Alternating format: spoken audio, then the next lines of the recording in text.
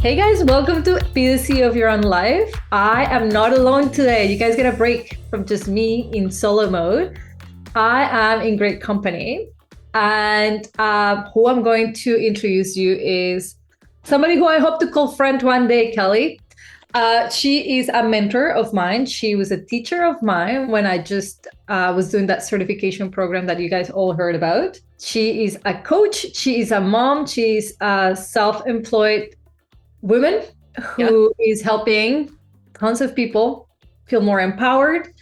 She also teaches parents how to parent through the coaching perspective, or that's what I've read. Kelly, you can explain us more about it.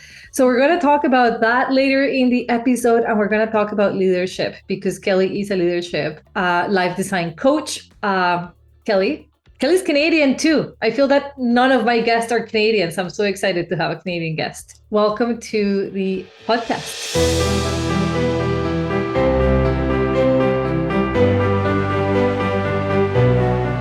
I am so excited and so honored to be here. I've been obviously tuning in and watching, and you have such great ghosts. That was interesting. You have such great guests. And you're talking about really important things and normalizing a lot of different states of being and problems that we all share, or issues that we all share, but we don't talk about very much. And when we don't talk about them, we can't normalize them for other people. And so I just have such a deep respect for what you're up to on this podcast. So I'm thrilled to be here. It's great. Oh, thank you, Kelly. Coming from you, it means a lot. You know, when I started this podcast, I was not a mom yet. I want to say maybe 2018 was my first few episodes.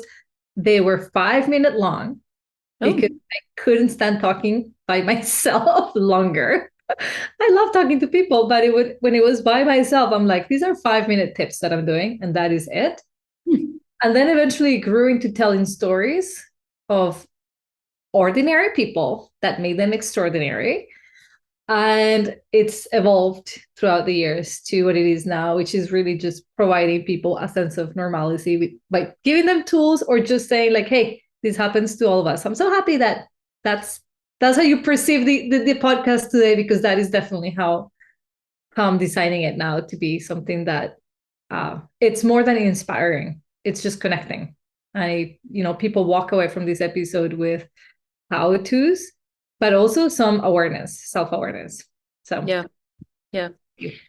you're welcome. And I think, and thank you for just putting out the work, because I think the more that we're talking about all of this kind of stuff, like you have this really interesting combo of skills.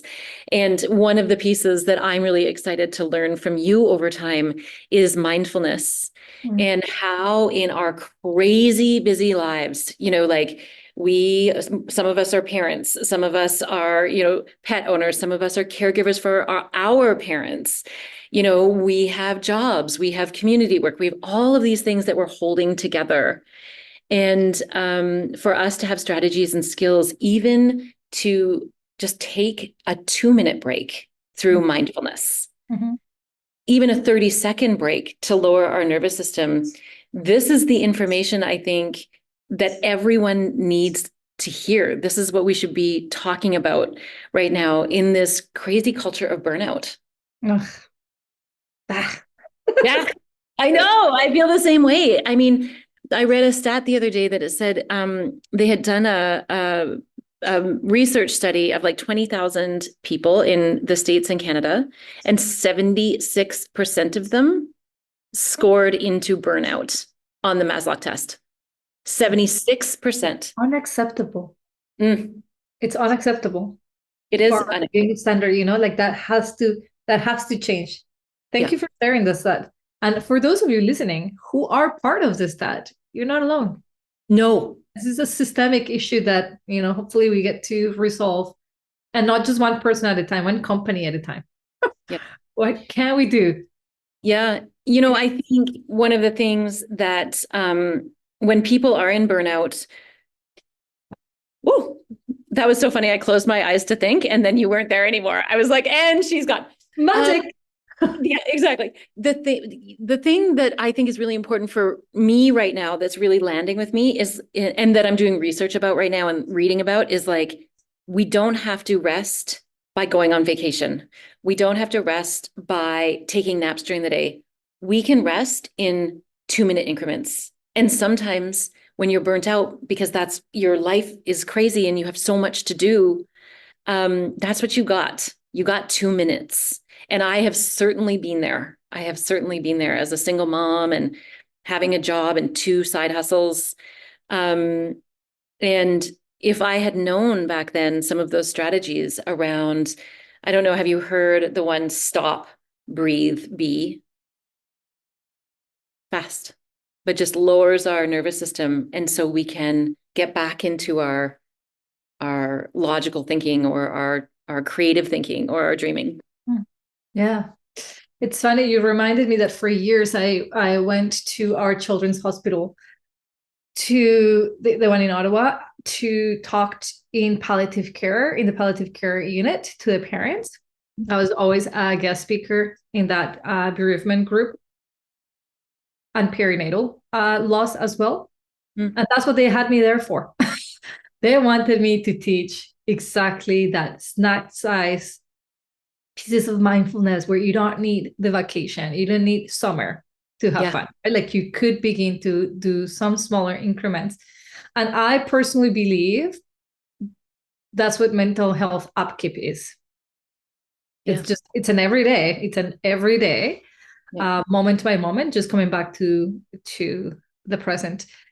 And sometimes we do need the month. We do need the 2 months because we're in complete burnout. And now all of our system needs to just recover from it. 100%. Yeah, 100%.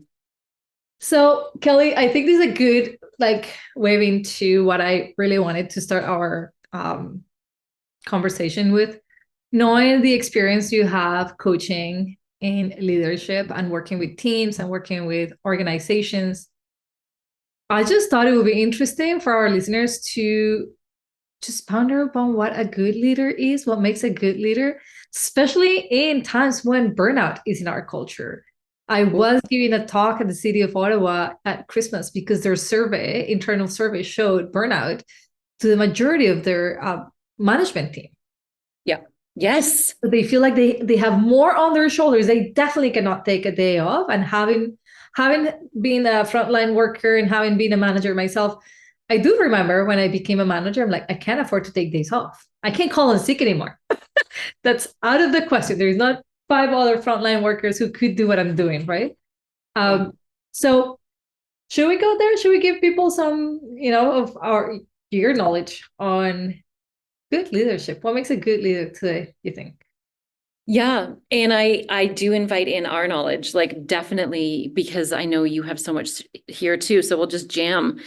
I think I have 2 in my mind right now. I have 2 Harvard Business Review articles, one of which said, and we talked about this in class, one of which said very clearly that emotional intelligence skills are as important, if not more than important, than technical skills in senior leadership positions. That is where we're at. So self-awareness and then self-management. So nowadays it is where we've moved out of the days of command and control, because emotional intelligence has been around since the first research papers came out in the late 80s and 90s. And, it caught on through Daniel Goleman's work. And now it is pervasive. So our kids now are learning emotional intelligence. But we, as kids, those of us who are 40, 50, 60, 30, 40, 50, 60, who are in the workplace, we didn't learn emotional intelligence.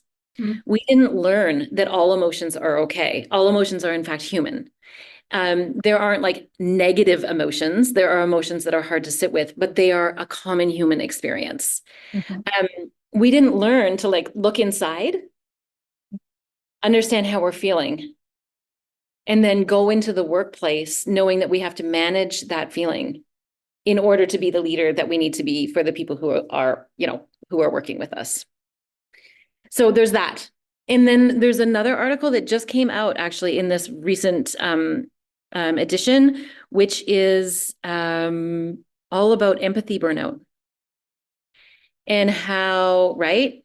And how managers and senior leaders, if they're not being able to manage their empathy in a way that still gives them boundaries, I am empathetic and I need to take care of myself too, that is a sure recipe to go down into burnout quickly.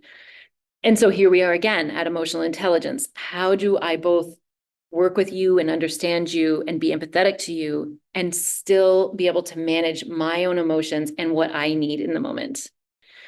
So I think those are really interesting skills for leaders to have right now in the workplace. So a leader listening to us, they're like, so what is this emotional intelligence? How do I get it? Oh, well, isn't that a great question? And so I think the fundamental thing there is that we are not born with amazing emotional intelligence. We learn it over time. And if we didn't learn it as children, it's okay because it's a skill. So just like becoming a car mechanic or learning to work with a horse or gardening or whatever it might be, we can learn emotional intelligence incrementally over time and get better and better and better at it. And that's not just me saying, hoping to be hopeful. That is actually in the research. When we put our attention and intention on different aspects of emotional intelligence, it grows. And so from there, I guess what I'll say, if a leader really wanted to kind of get in on emotional intelligence, there are a few different ways of doing it. Surprisingly, I know, I'm going to say work with a coach. Shocking. I know. There are coaches who are trained in emotional intelligence 2.0. So like valid and reliable assessments that we can use to say, okay, where are you now with your emotional intelligence? Recognizing the gaps where you think that you have gaps, and then really put our attention on those specific things.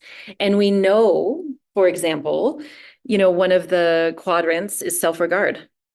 And so when you have low self-regard, there are actually steps that you can take, things that you can do to bring your self-regard up, which actually affects the rest of your emotional intelligence work. So there are things like assessments that we can work on. But maybe the leader is like, no, I don't have time to do the assessment. I don't have the money to be with a coach. And then I would say, good luck. Yeah. We wish you the best of luck. No, what I would say is like Mark Brackett. He wrote Permission to Feel. Isn't it so good? I mean, it's just so good.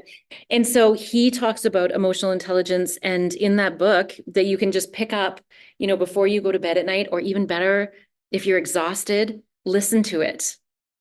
And he talks about how to integrate different strategies of emotional intelligence into your life. And so there are lots of different ways in at different levels, kind of like, do you want to get a coach, or do you just want to listen to a podcast or a book or a TED Talk? Susan David as well. She's a great resource, emotional agility, to listen, right?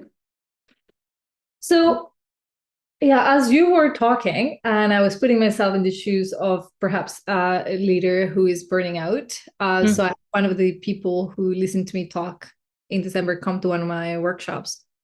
And she said the part of my talk that spoke to her is like, life is in progress. Your life is in progress right at this moment. Yeah. And you could choose to spend it all at work, and everything is urgent. And, and if love is, if work is love, like for me, it's love. I could spend all my hours working, and my brain and my heart think it's perfectly okay to do that. I'm making a difference, whatever story you have in your head as to why it's so important that you show up to work. Great, but life is in progress, right? Like everything else is just happening now. My son is only going to be 4 and 3 months now.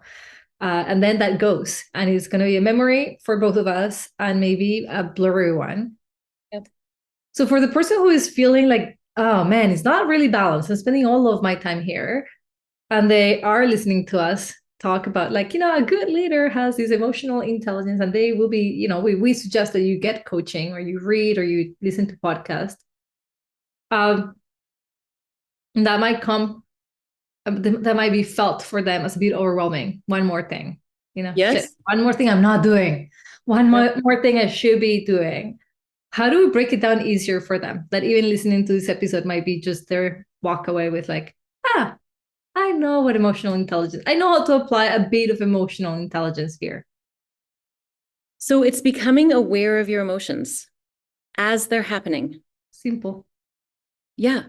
Well, yes and no, because there's a lot of people who have had a lot of emotions that they haven't recognized or that they've pushed down. And so it's really a matter of feeling an emotion or feeling a discomfort in your body, however that emotion is coming in, and just taking a moment and saying, like, what is it that I am feeling right now? Maybe it's anger, maybe it's sadness, maybe it's joy and happiness. Can we start to break it down even further? So if I'm feeling angry right now, what else is going on for me? So starting to do some self-inquiry. Maybe I'm frustrated. Maybe I'm disappointed. Maybe I'm actually furious. Or, so it's a matter of just like taking a breath. What is happening for me right now? That's it. Just recognizing emotion. And then it's from self-management, it's into relationship management. How do I want to show up here?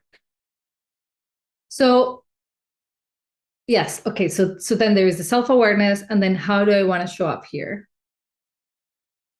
Gives them decision power, right? Like they're back to this is how I want to respond. So emotional intelligence, if I can put it in like a very, very brief description, would be aware of your emotions. Yeah. Not damage control, but self-management. Like you're controlling that emotion. If you're angry, taking care of that emotion. Yeah. If you're happy, taking care of that emotion. We don't think of taking care of our emotions when they're like what we quote unquote call good, which is why I love in mindfulness. We every emotion is neutral. So you don't attach the good or the bad. It's an emotion. Yeah. You Yeah. just leave it. You try to just live in that emotion for as long as it's here, because we know it's gonna go. Yep. In that moment of choice, so like our managers today or our leaders today have a lot of pressures. There's internal pressures, there's like their goals and standards, there is their own, and they are running staff or groups or teams where people are burning out. Yeah. Right? Like the circumstances today are a bit more challenging, where they might have a lot of empathy for their employees, and yet they have to say, but you still have to show up to the office. Yeah. How can they mind their own emotion, the emotion of the person they're leading? In like having, like we were saying, like not a lot of time to do a lot of processing. Any of that. So it needs to be said in here that there are big systemic changes that need to happen, which is completely unhelpful for your leaders who are like, right now, I need help. Yeah. But there does need to be a systemic response, especially in really big bureaucratic organizations like healthcare systems, like education systems, any of these megalith sort of institutionalized systems. So, I think what we've said around self-management, but what I am beginning to understand more and more, Olga, is like your work around mindfulness. That's what's getting me really curious in how we reset ourselves in just a moment in order to lower our emotional system, in order to be able to take on whatever is going on around us. And personally, I think it's probably the single most important job that I've done personally for myself. Because through the practice of observing yourself, Yep. You learn to detach from the narrative. So can I tell a story? Yeah. So this is more of a parenting story than a leadership story, but it connects. So the other morning, I had a conversation. My daughter is at school. I had a conversation with someone that made me full of rage, which is not a normal experience for me. I do not feel that sense of rage very often, not because I don't think it's good, but just because, you know, whatever my experience in life has been. Rage is hard for me to access, but I was so mad. I was so mad. And that can be a very out of control feeling for people. Mm-hmm. Make really bad decisions when you are full of rage. So just like you said, I observed, you know, I was stomping around my house and then I was like, oh, I'm really mad. Like I am very angry. Mm-hmm. I noticed it. And in my noticing, I just made myself some rules right there and then. Do not contact anybody. Mm-hmm. Do not talk to my daughter. Do not talk to my mom, who can really hold my emotional, you know, I can emotion dump on her. Mm-hmm. Don't do that to her right now because I'm in an unreasonable state where I'm going to say things that I'm going to regret. And anyone who comes close to me, I'm just going to dump on them, Mm-hmm. right? They're going to do one thing and I'm just going to go after them. So I was like, okay, don't talk to anybody. Also, I can't sit with this amount of energy in my body. I have to go out for a walk. I had 5 minutes.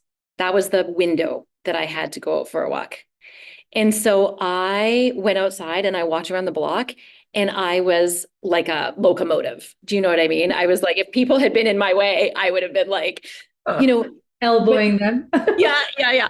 But just the biology, just the physical movement with my intention that I had set in my mind of like, I'm going to start moving this out of my body. I'm going to start, like, I can be in this emotion and I'm going to start to process it through was really helpful. So the steps there were feel the emotion, observe it. What do I need in this moment for myself and for the people around me? And then execute on those needs. Even like I said, 2 minutes or 5 minutes. And that's what emotional intelligence and self-management really looks like. Well, honestly, this example is excellent for anybody because you've been at work, you get an email that really annoys you, or you have an interaction with somebody and you have like these high emotions and you feel like you must respond right Right. away. And that is just a thought, right? Like nothing, unless it's like life or death, needs you to respond right away. Yep. And I do agree when our emotions are high, our intelligence is low. So we tend to make choices that are questionable. Yep. Is that self-management? Is that like I'm angry and I'm not going to kill anybody because it's so feels so good to just let it out on, you know, whoever is walking by. Yeah. And then you're like, ooh, sorry. Yeah, Wasn't well, good. that observation place also allows us into like, okay, well, I could phone my daughter or I could phone my mom, but the consequences of that I'm going to have to deal with. Like, future me will not be thankful. Yes. So you had like a lot of conscious thinking, consequence thinking. You're like, this will not turn okay. Yeah. And so I think that with practice, we can look inside and we can recognize our emotion. But I think there's work to be done. Mark Brackett has an app called, what is it called? As We Feel. Anyway, we can get it into your show notes. Okay. What that app is all about is helping you to recognize emotions. So you're checking in 3 or 4 times a day, and he gives you a big block of emotions, positive and hard to hold, and you just choose wherever you are in that block. And that over time will give you some language around your emotional states. It will give you some more granularity around how you're expressing emotions. And so it can give you that little stop in time, you know, that self-regulation, that moment between stimulus and response. Yeah. You know, I'm concluding a good leader is somebody who's really self-aware, Mhm. who can self-contain, Mhm. and who can respond. Think of the the leader that you've had in your life where you felt dread or you felt it was hard. It was just hard. Mm-hmm. And think about the actions that that person took that made you feel that sense of threat. And when I think of that leader in my life or those few leaders, it was an emotional experience that they were going through or that they couldn't manage, where I felt the consequence of their lack of emotional intelligence. And either I had to take it on, or I had to get defensive, or I was scared. Right? And so I think it's worth the while for leaders to understand the impact that their emotions have on their people. 13. Now, like, does that make burnout easier? Does that make, like, yeah, as you said, this is just one more thing to do. Mm-hmm. Mm-hmm. But of the one more things to do, this one is actually going to serve your professional life, your personal life, your life in the community, your life with your parents, your life with your kid, your relationship with yourself. Your life, literally, physically, your health. Mm-hmm. Your health. That's right. It impacts it all. So, it might be one more thing to do. And I understand that that's a big deal, but it might be the one thing that you want to choose. Mm-hmm. I love this because I feel that, okay, I'm talking to somebody who's got years of experience coaching leaders, and I'm asking her, what's a good leader? And the answer is not black or white. I think a good leader is always in development.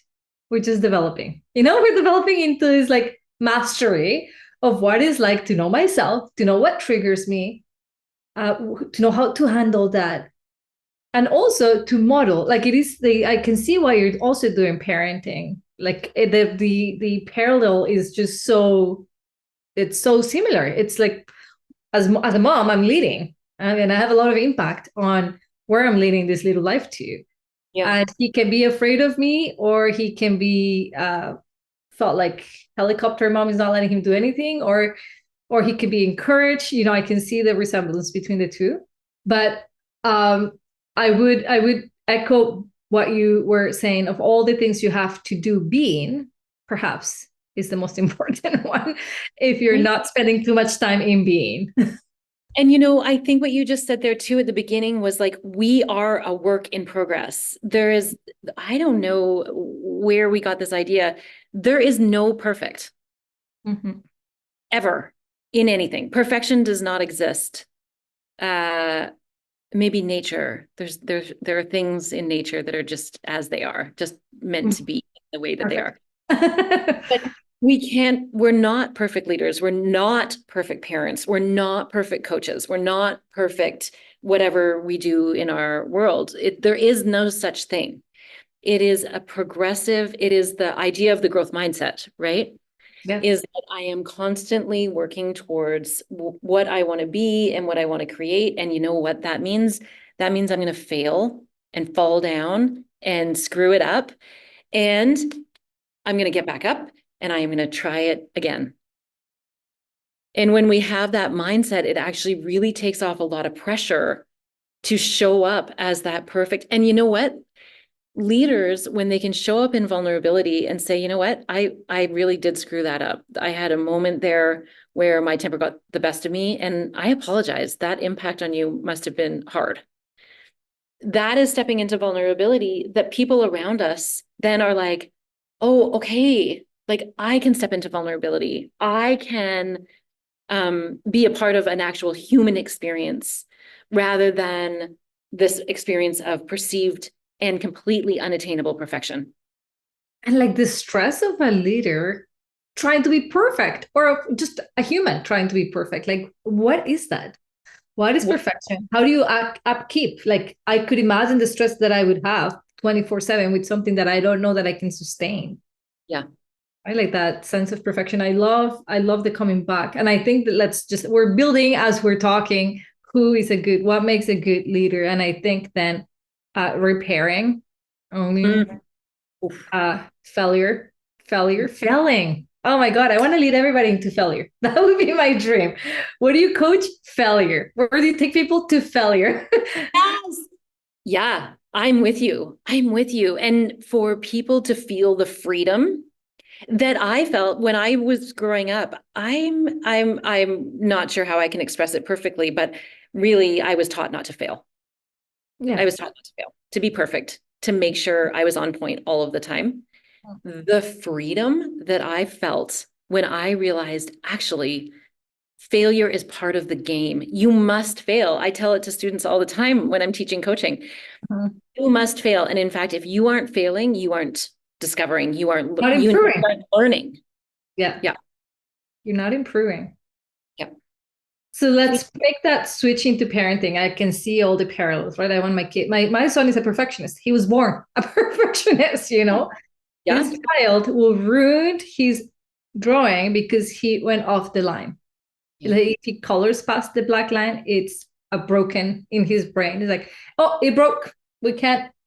If any of his toys get like scratched, like map, let's throw it in the garbage. This is no longer good.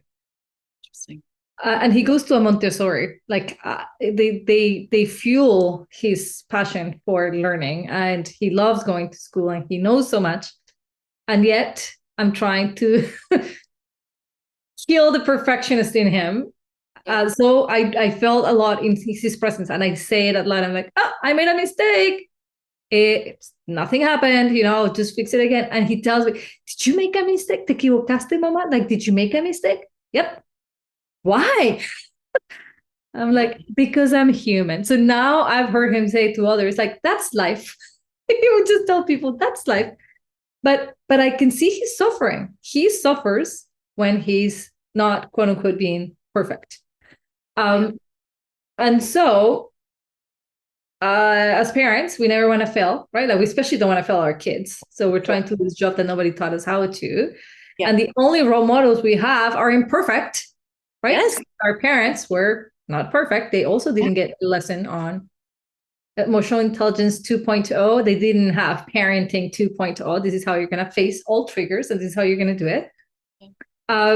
Tell me a little bit about this concept. I'm very intrigued of coach parent. Okay. Coach parent as a coach. Yeah. Parent as coach. Yes. Parent as coach. So it's an 8-week program that I just developed. And actually, I'm super excited about it because it has been living inside of me for 6 years. Oh, you gave And finally, I had a friend of mine who I had been talking about it with, and she's like, would you like to be accountable to me for this program? And she's quite fierce. She's quite fierce ass. And so I had to think about it. And I was like, yeah, if you would hold me accountable to it, that would be amazing. And within 2 months, I had it completely designed. It was all just sitting in my head waiting.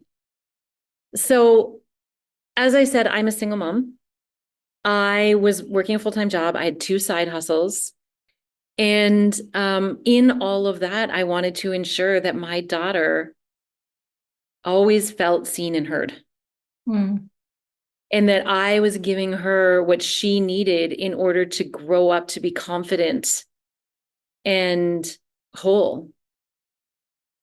And so I was just lucky enough to start my coach training, you know, when she was 3. And so I started to become really coaches are really skilled in relationship building.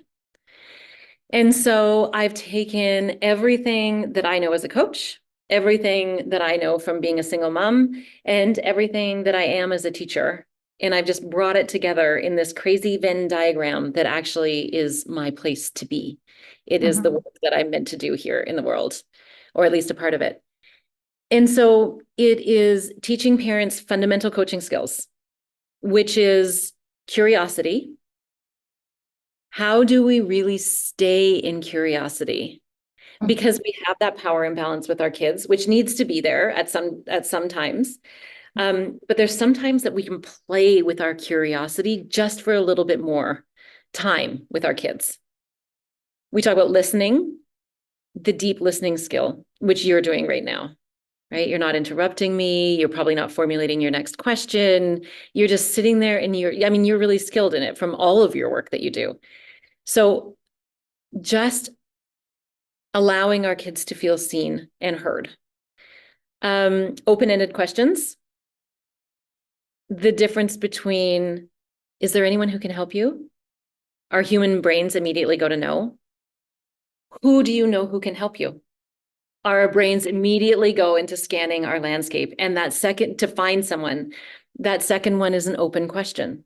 So how do we start asking our kids open-ended questions so they can explore their reality, both for us and for themselves?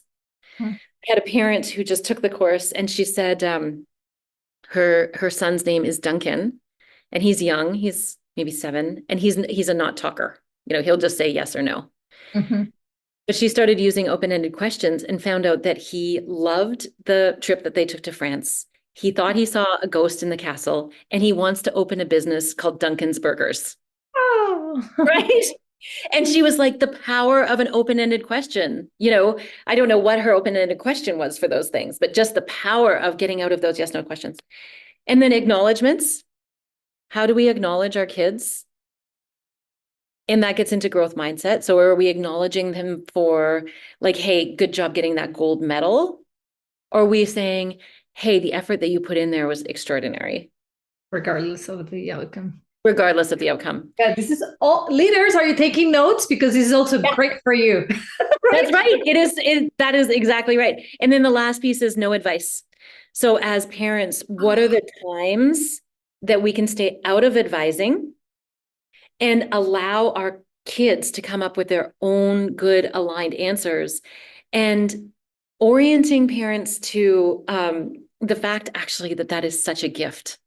And it can be so delightful. And these are for kids that are like 4 and 5 and 19 and 20, right? Kelly, I want to just say quickly, because I know parents with kids my son's age where they will be like, assuming they don't get it, they're too young to have a conversation like this, or that they wouldn't, like you said, 4 or 5. I know parents there will be like, what? Why would I ask my kid how will you solve this problem? Yeah. Or any open-ended question. Sometimes we tend to assume that they don't get it, and you will be so pleasantly surprised to see the cute problem-solving solutions that they come up with. Yeah. And in my case, I'm always floored. I'm like, I would have never come up with that. And that is way better idea than that, they're so brilliant. They're so brilliant. And what happens when we use all of those skills is we actually are giving them more confidence in the moment to be a problem solver, to have that as part of their identity. And that gives them the confidence to be in class or be with their friends or whatever it is and say, oh, actually, I think I got an answer, because they've done that thinking. And so parent as coach is really, and then we do growth mindset, and we do emotional intelligence, and we'll talk about values, like what values do you want to be living in as a parent? And we get very specific on those. But parent as coach gives skills for the long term. A lot of parents want a quick fix, like just make it better right now. Yeah. Coaching skills will be a long-term game that you play that will actually make all of your relationships deeper and richer and more trusting with your partner, with your parents, with your kids. These skills are applicable, like you said, to relationships, not just with our kids. Mm-hmm. Just relationships. That's such a brilliant way of combining everything that you know. I love it. I am starting to feel the challenging of parenting now. Before, I'm like, I'm such a patient mom. I can't believe it. I realized I didn't have to practice patience yet. Whereas now my little child has an identity of his own. He wants to do his own thing. He's so full of life and ideas, and I support most of them. And then others just really drive me insane. Yeah. And I was coaching another coach earlier, and she's like, I had a terrible parenting day yesterday. I'm like, me too. All I could think about this morning while I was doing my workout is like, I really need to improve my game as a mom. Like the demands are changing. He's not just, he's not a little kid who does everything I tell him to. Yeah. Not, quote unquote, push my buttons. Like, I've got buttons. And that's my problem. And I'm going to have to do something about it. And I think this is so real to all relationship. My husband has his own set of buttons, right? And then my mom has her own set. Like I provided buttons to each of them and they can all press them. That's right. And I could point the finger all day long, but I've got the buttons are mine. So it's doing that self-work, that self-awareness. And something that has been really helpful for me is not leaning to guilt for any purpose. Like I just don't go there. What a good thing to say. Like, again, like, let's make it clear. There is no perfect. We are going to fail. And how do we repair? Like, how do we just say, I really blew it. I'm sorry. Like, do you want to talk about the impact of that on you? And when you're ready, let's have a conversation. When you're ready, let's talk about if and how you can forgive me. They can hold that conversation when they're young. Oh, yeah. They can hold it. And all we're modeling for them is how to apologize and own and be accountable, which is beautiful lesson. Yeah. My son. For those ones, well, I want to speak to those ones who feel guilt. You know, they feel guilty for this or that or the other thing. You're doing your best, and go and talk to someone who's trusted. The worst thing that we can do with our guilt is keep it in our heads. Yeah, or in your body. Bye. Yeah. Yes, bye. Talk it out with someone who you trust. Grab a coach, a therapist, just to move that out of your body. Because if you think of emotions as taking up energy in your body, what would happen if you could just take that guilt out? What would you replace it with that would feel more supportive to you? That's like a beautiful, interesting inquiry, right? Like, what can I have instead that will still allow me to go forward in a good way and do what I need to do? Just to give you that example of guilt, like a better use of guilt. So 3 weeks ago, while on a trip, I lost my patience with my son. Yep. Because he hit me purposely, kicked me on the knee, hurt me, like it hurt. Yeah. And then he laughed. Yes. So not only was I in pain, I was insulted. Yes. And I really felt like bringing power over me. Like, I am more powerful than you. Total totalitarian came in and I'm like, this is it. And I grabbed him, brought him into the shower, cold water. Like old school. I went to old school. I don't think my parents ever did that to me. I don't even know how that popped into my head. This is what I chose to do in that moment. Full of anger. Yeah. I just thought it would be more effective than yelling. I don't know what I like. And like, he would hate it. And he did hate it. He's like, I did not appreciate that, Mom. He said those words because his mom is a coach. Yes. Yeah. And I said to him, and I did not appreciate being hit and laugh when you saw me in pain. That's unacceptable. Yep. Same day, we're at Target shopping and he hit me again.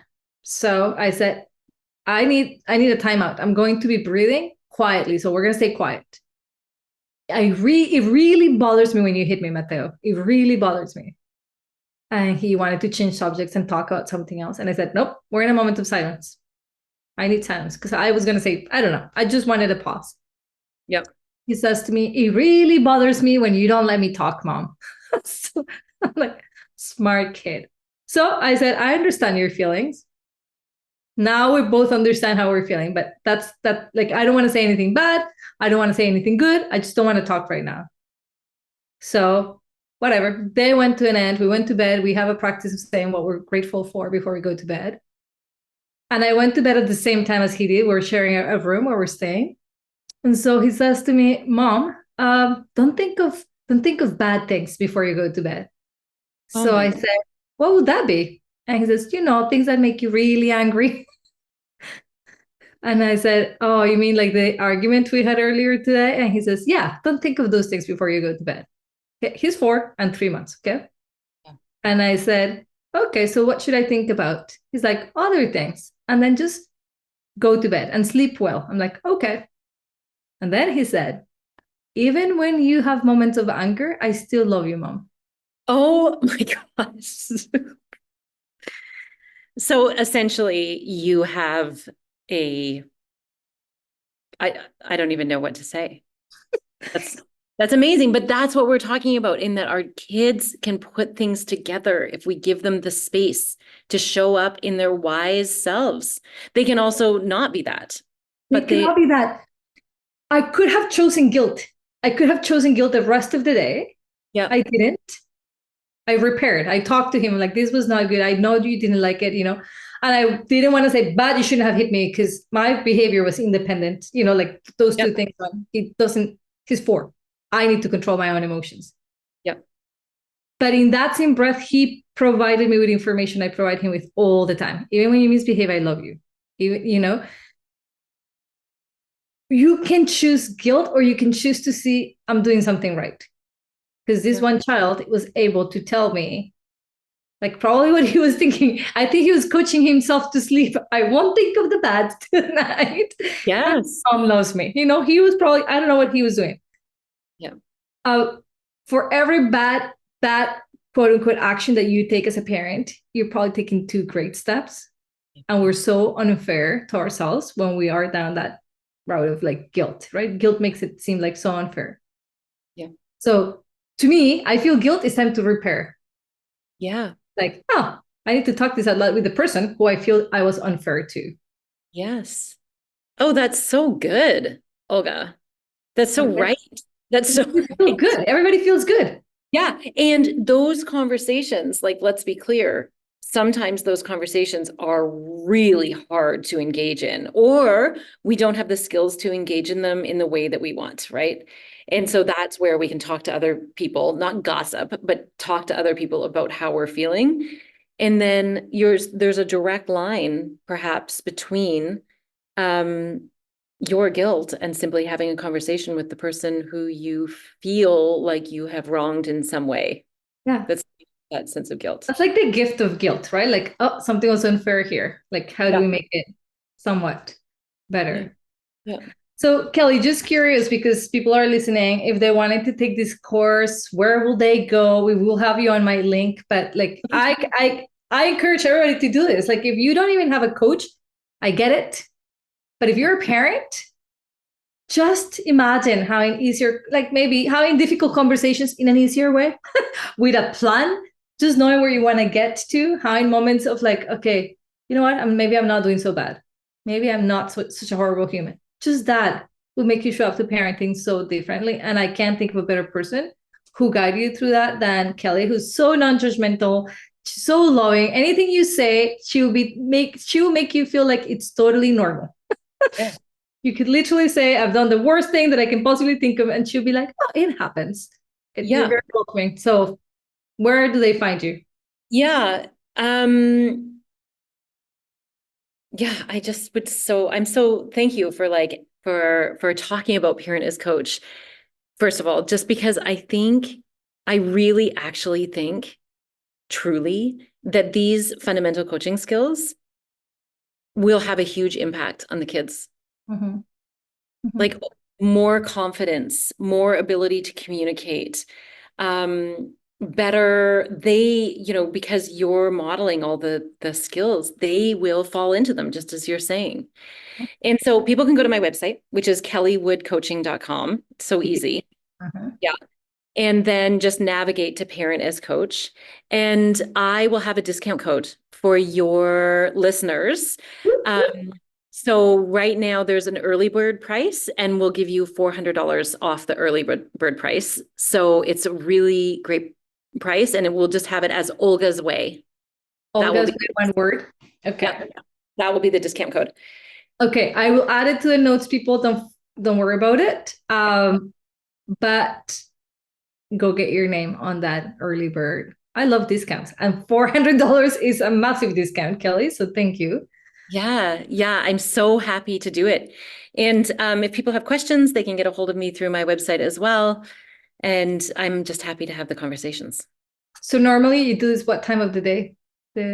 So once I get my participant list, so we're just going to have small, intimate groups. We will not have more than 12 people for sure. I'm aiming more around 8.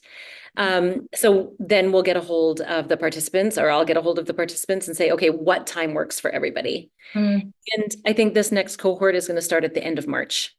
Nice. Spring. Yeah. Perfect. Right? I read all the parenting books. I did child protection for 10 years. I have been in every position in the child welfare industry, including training provincially, social workers. And I wholeheartedly believe every single one of us wake up with the intention of being a good parent. And then our past experiences and our physical current experiences impact how we feel, how we behave, how we act. And our children get to wear, they just get to be showered with our energy and our influence in their lives. And so to take this job of parenting with all the respect and love that we take our job and any other job that we would do, to just put our stamp of like, that's got my name on it and I'm proud of the work I've done. Yeah. This is the legacy. Your children will be literally the future of the world. And so we want to raise them in a way that they're more comfortable being human. Yeah. Yes. And I think having a coach to help you do that is key. So you guys have my endorsement. Go see Kelly. Go get into that course, and I'll probably be a student of yours again, Kelly. Awesome. Okay. Perfect. Yeah, thank you so much. And thanks for the conversation. This has been really fun. And I hope your listeners have heard something that like normalizes their life or intrigues them to go and do some more learning. Or, there's resources that we've mentioned, books and stuff, and I'm sure you'll put those in your notes. Yeah, it's been awesome to be here. Thank you. You are awesome. And I'm so grateful that you took time out of your agenda to be with us and to share some of your thoughts and experience with my audience. I so appreciate it. It is a growing audience and I'm excited for that. You guys listening to this, if this spoke to you, if you feel that there is somebody who needs to listen to it, please share this episode with them. Let us know if you liked it, what you liked about it. Come say hi to me on Instagram. Say hi to Kelly. You're also on Instagram.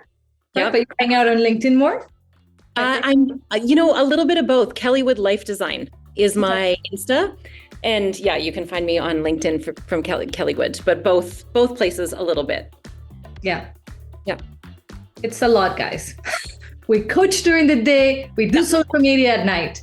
Yes, that's right. That's right. And still try to go to bed at a normal time and make sure that our families know that we love them more than anything in the world. Yes. Oh my God, yes. All right. Yeah. Kelly, thank you so much. Thank you guys for listening. I'll see you guys next Monday. Bye, everybody. Thank you.